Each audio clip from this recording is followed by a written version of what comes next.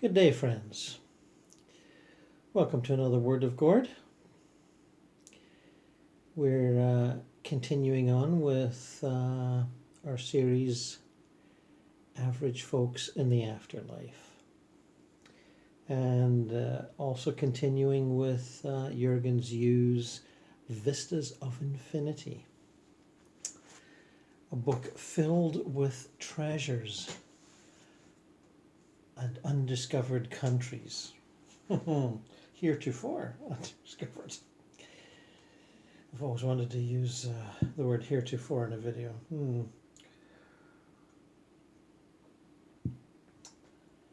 More meditations and projections from Jürgen. And this one from July 2011, The Astonishing Power of Shapeshifting.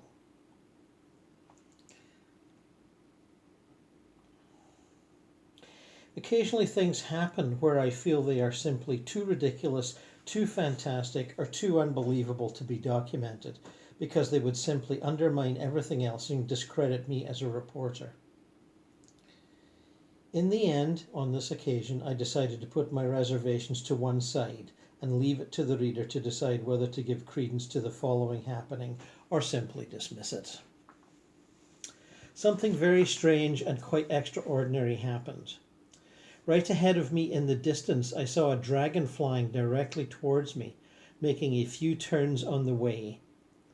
One or two elaborate somersault maneuvers, and then sailing closer, occasionally flapping its majestic wings. My first thought was I was dealing with an unintended subconscious projection, but focusing on awareness did not make it disappear. Instead, I was taken by its rather human characteristics. The strange, idiosyncratic maneuvers and behavior made it look rather benevolent, almost humorous. I felt touched and kept following its antics. I was feeling a strange fascination and hesitantly flew towards it to investigate. The dragon stopped before me in midair and, to my surprise, greeted me by brushing its nose against me. The animal, if you could call it an animal at all, wasn't very big, perhaps twice my size and hence not very threatening. It was more like a dragon invented for a friendly children's movie, with brightly coloured skin.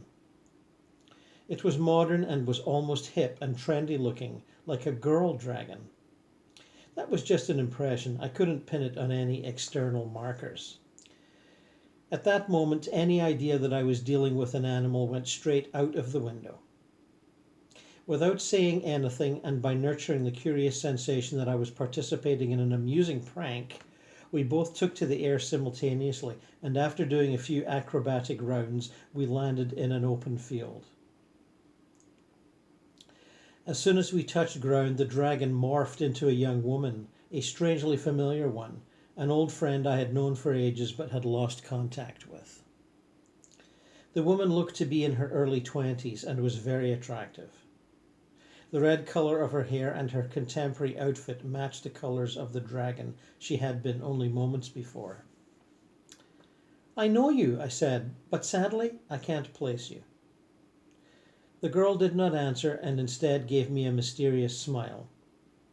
"Did you enjoy my dragon act?" "I certainly did. How did you do this?"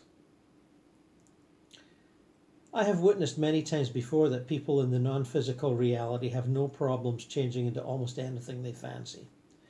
I have seen it in carnival processions and theatrical shows, and with my mother too, although she always remained human, young and female, but never had it occurred to me to try it out for myself. "It's easy," the girl replied. "To become a dragon, you have to become a dragon from the inside out." I took it that this meant using your imagination and your passion. She did not care to elaborate, and instead we both decided to take a walk through the town. The rest of the experience lasted for another hour and involved us visiting shops, talking to the owners, examining goods, and gathering information. I enjoyed doing this in the company of a mysterious and enigmatic friend, who remained so until I ended my meditation about 6 a.m. So there you go. On certain levels, people can shapeshift quite easily.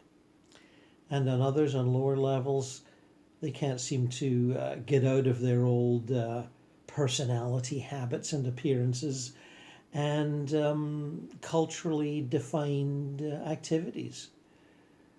As we've seen, a number of people have said to Jurgen, "Pooh, I can't fly," or "It's too hard for me," or all that sort of a thing. And I've seen that myself.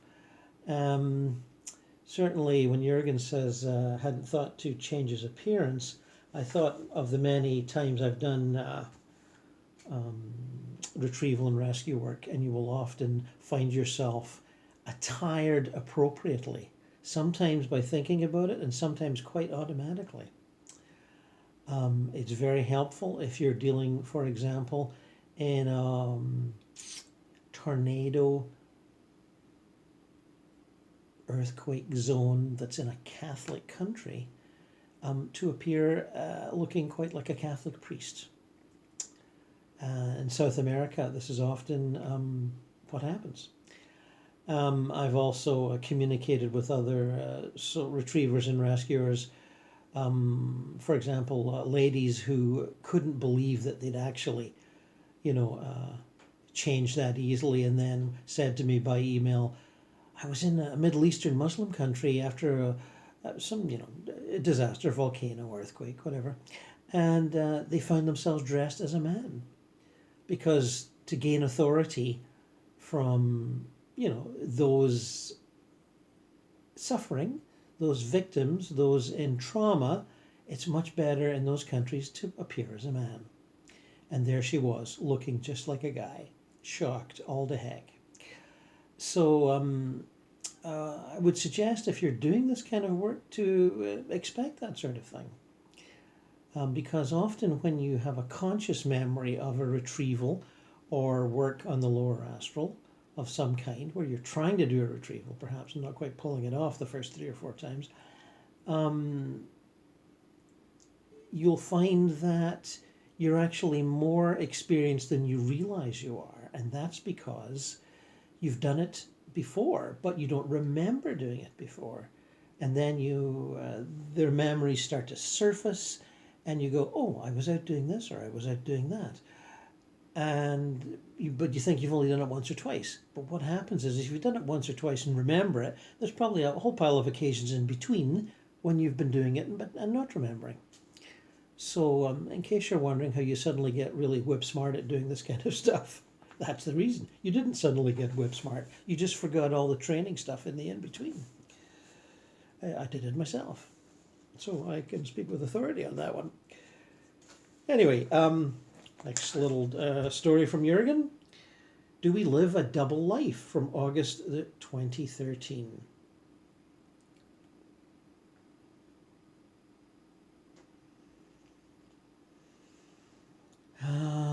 I was in a small town. It was the height of summer and pleasantly warm. The town was exceptionally attractive. Instead of pavements, there were flower beds with a profusion of flowers and plants. Lots I recognized, some I didn't. There was no traffic and people walked in the roads. It was not hard to be distracted by the quaint buildings and all the beauty around me. But I was adamant to stick to my plan. I tried to figure out a way of determining where I was, whether this was a physical reality in a parallel universe, or whether I was simply on some higher dimensional level. There was also still the possibility that it could all just have been a lucid dream that was deceiving me into believing I was having an OBE. When focusing on detail to determine whether the lucid dream would dissolve, I found that the scenery was in fact solid, made of consensual world material. This provided certainty that I was in an OBE. Then I felt a gentle nudge which woke me up, or so I thought. It was Julia offering me a cup of tea and letting me know that it was time to get up.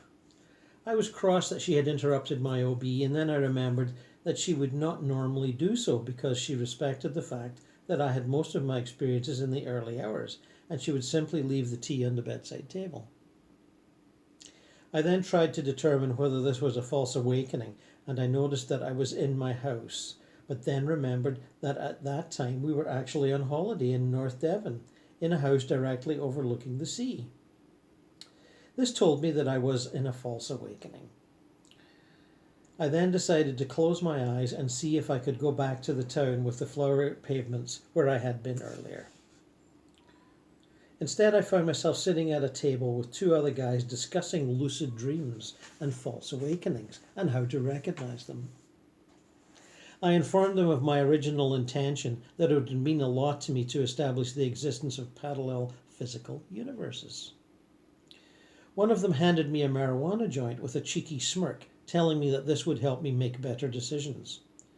I had not been prepared for this and felt momentarily unsettled, but then told him that this was absurd because this was an OBE and that I also did not smoke.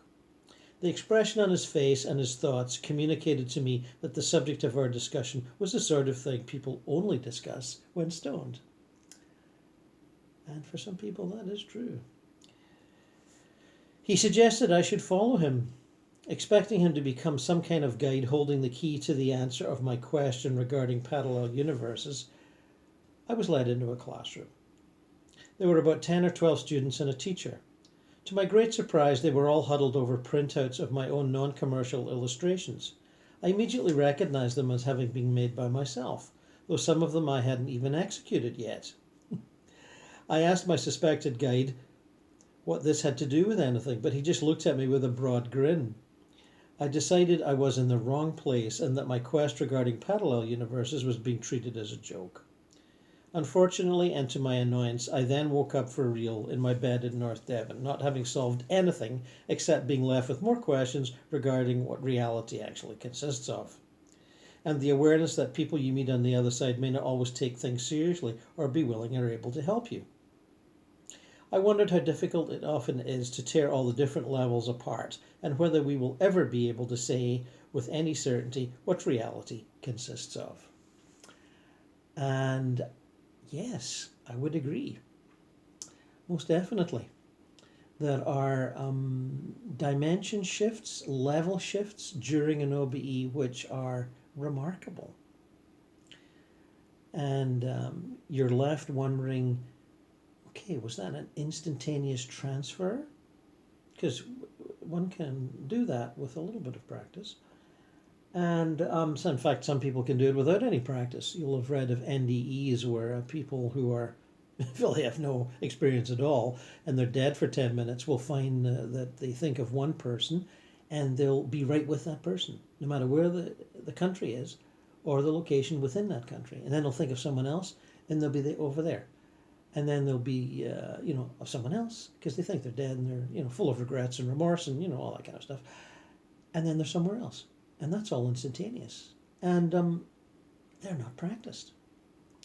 And yet, on the other hand, there's those of us like myself, all sorts of other people and who, don't write books about it, but, exchange emails and whatnot, who find that the instantaneous transfer is something they have to work towards. Initially, they fly from one place to another. They go from, Berkeley, California to Gloucester, Maine to visit, somebody they're thinking of, and they fly there. And the instantaneous transfer is a change of expectation, a change of assumption, a change of practice. But it's something they work towards. So there's another little enigma. And the spirit world exploration is full of such, let me tell you, as if Jürgen hasn't already emphasized the points. I'll just, agree.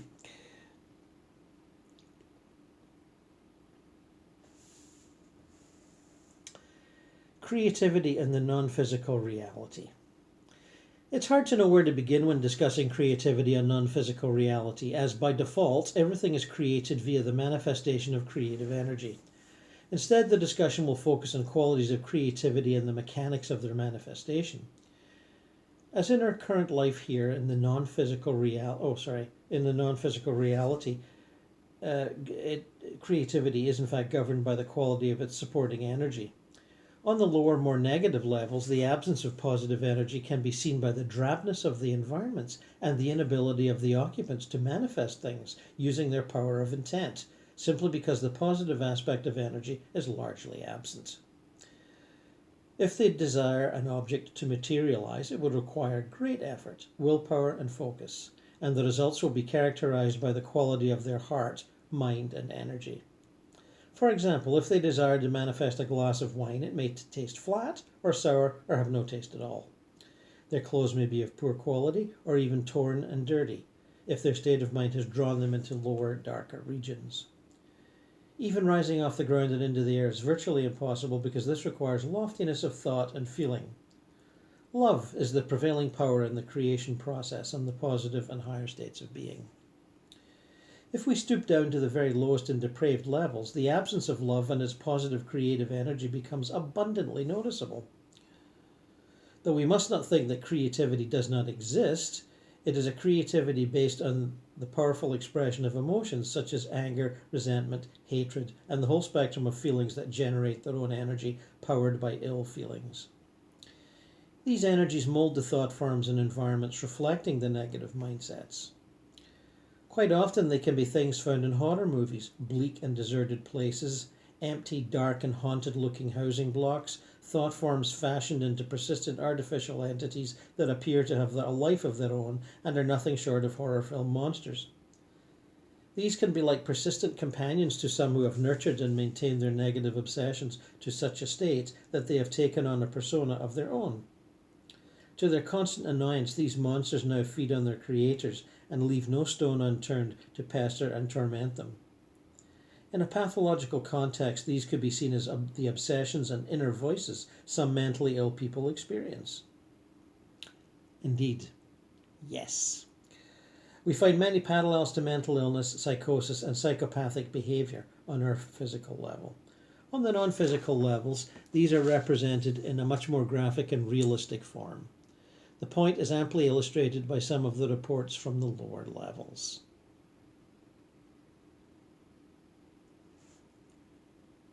Here's a quick example. I was traveling over a shallow lake about 4 feet above the surface, observing a multitude of colorful fish playing in shoals in the crystal clear waters. As I took delight in their play, they responded positively by brightening their colors, increasing their movements, or jumping out of the water towards me. In the distance, I saw a row of 5 houses nestled against the lake. The one that attracted my attention had a veranda, and the whole front of the house was wide open.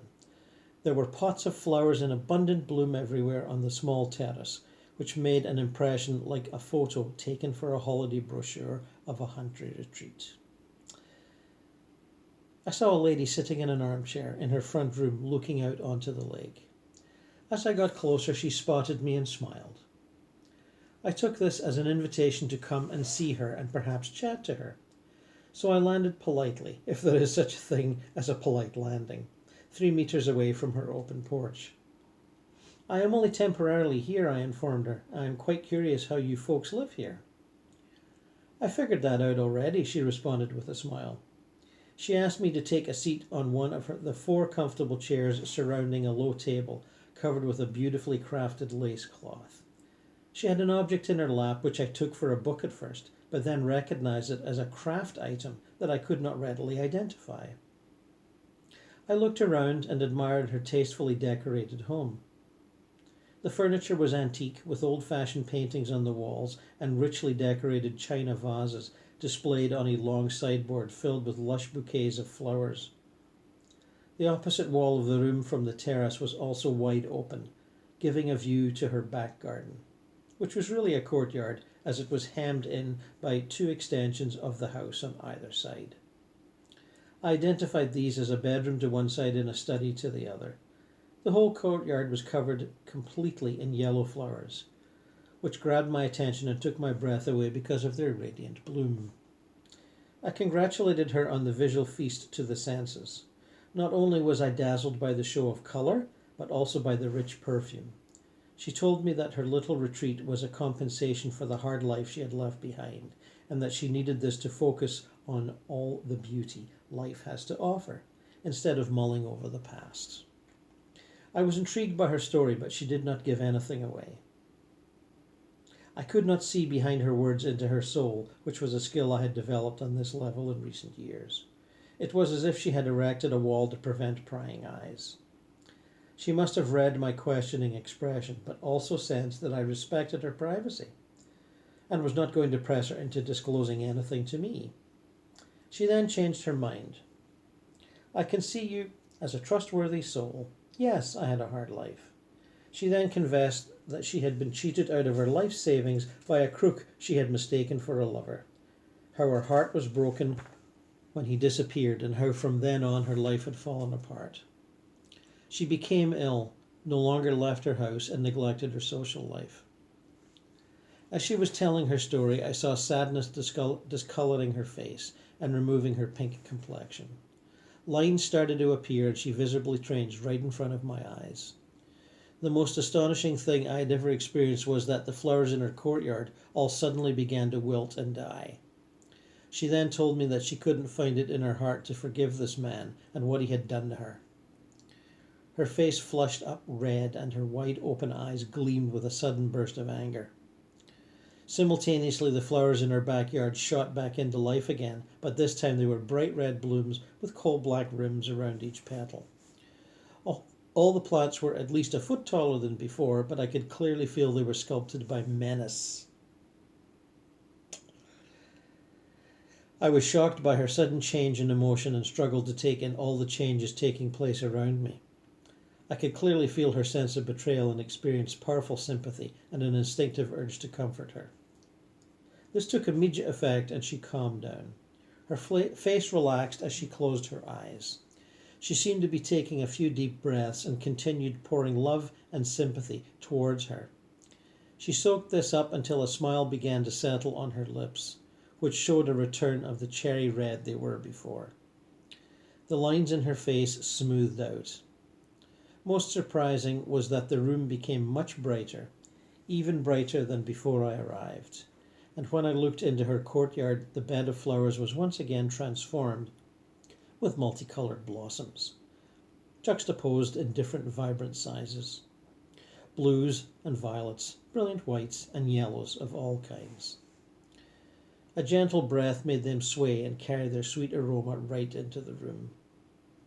For a moment longer, the lady of the house sat there, her chest heaving with her breath, her left hand placed on her heart. She then opened her eyes and smiled at me. "Thank you for your love." At that moment, she said the words that I could feel nothing else, only love. Sometimes, she said, heaven sends its messengers and angels to make things good again. So thank you.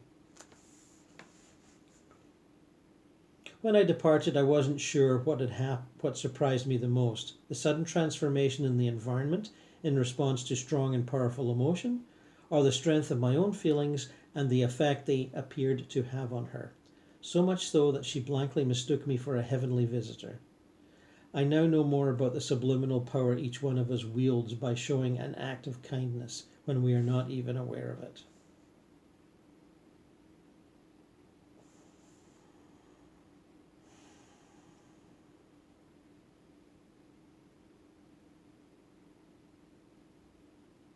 Consciousness and the filaments of it being permanently attached to this woman's former lover, ready to pour its painful content all over him. Yes, I could see a dark vestibule of emotion irreversibly engraved into the infinite memory store. I was glad to observe that she needn't take an active part in this. She was free to reside in her little cottage by the sea and watch the fish in the crystal lake and the flowers in her garden, cycling through different colours to follow her moods and feelings. One day, inevitably, this man would call out for her after suffering the wrongs of a selfish action, with the same intensity as she experienced when her life disintegrated as a result. He would then embark on the long struggle to find rescue and forgiveness. That day was inevitably looming and impossible to avoid. I had observed this very personally myself with my mother's second husband, who had kept her away from all her friends when she became disabled as the result of a stroke, because of his rampant jealousy. My mother kept herself away from him for years after death, with him imprisoned by his jealousy in a dark place, until I found out quite recently that she had softened somewhat and forgiven him.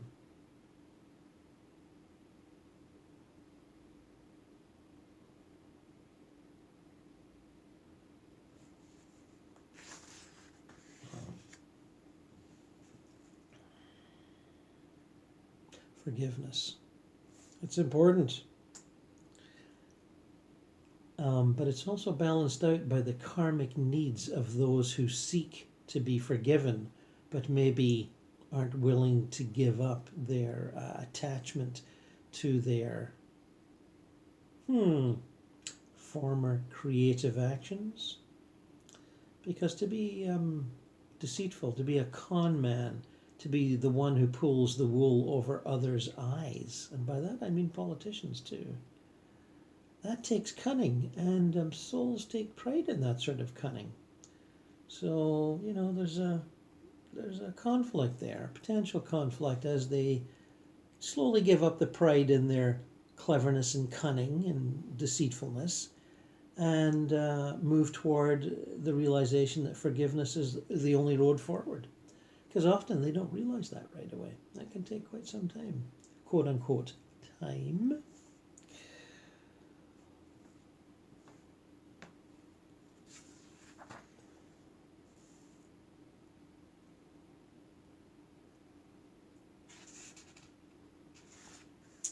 Fellow Travelers in the Art of Clairvoyance, May 2009.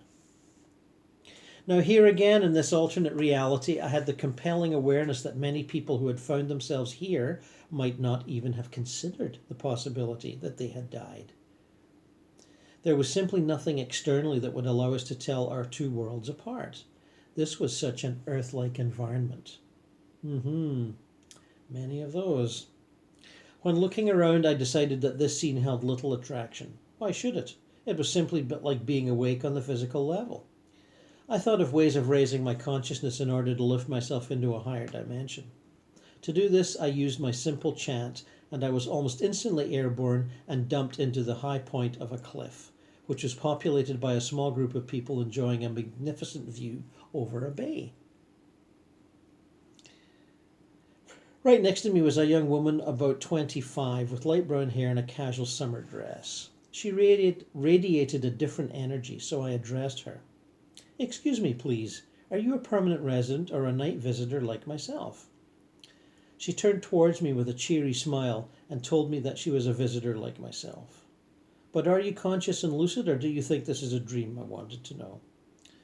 "No, I'm fully aware that I'm out of my body, just like you are. Isn't this just fantastic?" Her enthusiasm was infectious. I was thrilled at having found a fellow OBE explorer and quickly considered its possible implications. I abandoned my plans of rising into a higher level.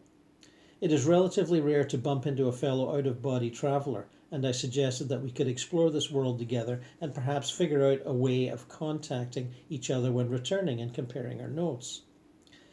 This could be a powerful way of establishing veridical proof. For a moment I thought she would agree, but then she told me she had other plans, that there were people she had to go see, and that she didn't get many opportunities like this to take advantage of. I was smitten by her charm and how attractive she looked, and wished her good luck, but I was also disappointed. I then took to the air and went on a prolonged excursion, taking notes of the places I sailed past. I was distracted by the auras of the houses, which I had never noticed before. Houses have auras and a subliminal coloured glow and an atmosphere, which allowed me instantly to know all about the people who lived there. My newfound clairvoyant perception, which enabled me to read the inner life of everything I passed, was too novel to be exchanged for an uncertain destiny into a higher dimension. In the course of my journey, I visited restaurants and even joined a family party, mixing with the locals and asking plenty of questions in order to find more out about the lives of the dead. It was only when two young women giggled, looking down at me, that I became aware that I was still wearing my dressing gown. Unfortunately, it was this that made me wake up in bed.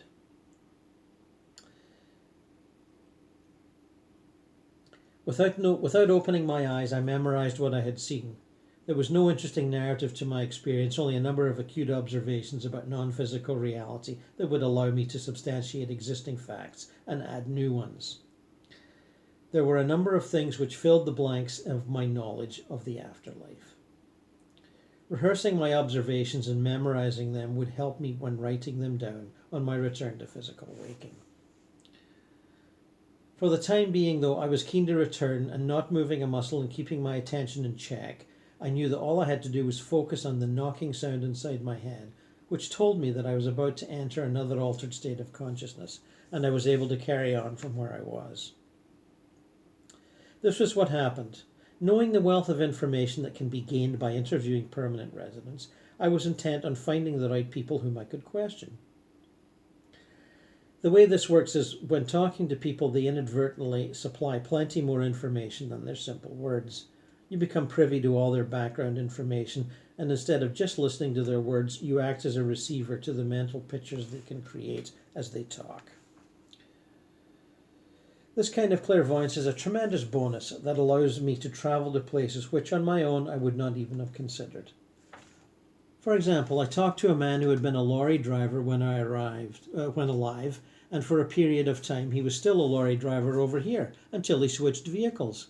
As he was telling me this, not only did I get a clear picture of the colour of his lorry and the sports car he swapped it for, but I was also privy to the regions he had visited, all in clear, coloured 3D images. On top of that, without his mentioning this to me, I knew he was frequently seeing his mother and uncle who were also there. I knew what house they lived in and what their garden was like without even seeing them or his mentioning their name. In real life I am not clairvoyant, but out of body I seem to acquire a set of extrasensory perceptions. It is much easier for me now to appreciate how gifted clairvoyants work. At one point, my eagerness for research got me into troubled waters when I quite innocently gate-crashed a party and started antagonizing a member of the group by asking questions. The man I confronted held his outstretched hand towards me and sent me some unpleasant vibes. I felt embarrassed and apologized, then decided it was time to leave, and instead focused on raising my consciousness so I could enter a higher level. Unfortunately, it was too late. The effect of this hostile intervention had sapped some of my energy, and instead I tumbled downwards and woke up.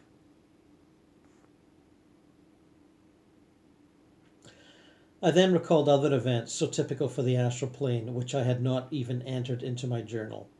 How the environment responds to our feelings. Walking along a lonely path which appeared to be at dusk out in nature, I recalled a place that simply could not be identified. I took in the strange colours of the vegetation and how the feelings that percolated through me subtly changed the environment with its outlandish reddish greens, which I had never before come across, hues that simply don't exist on our planet. I had also noticed a melancholy, which I was sure I had never experienced on this physical earth, simply because there was not the same range of feelings. The melancholy was perfectly reflected in the environment, in the subtle mists which rose from the silent stream running beside me. Mist made of colours which had no equivalent I was formerly ever aware of, and the eerie feelings these colours evoked in me.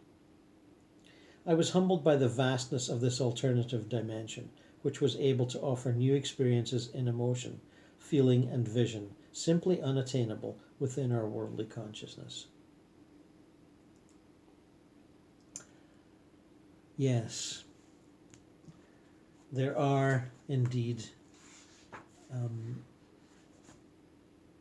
besides the astral environments that are like virtual doubles of physical ones, and then the more radiantly gorgeous heavenly ones with their fabulous architecture and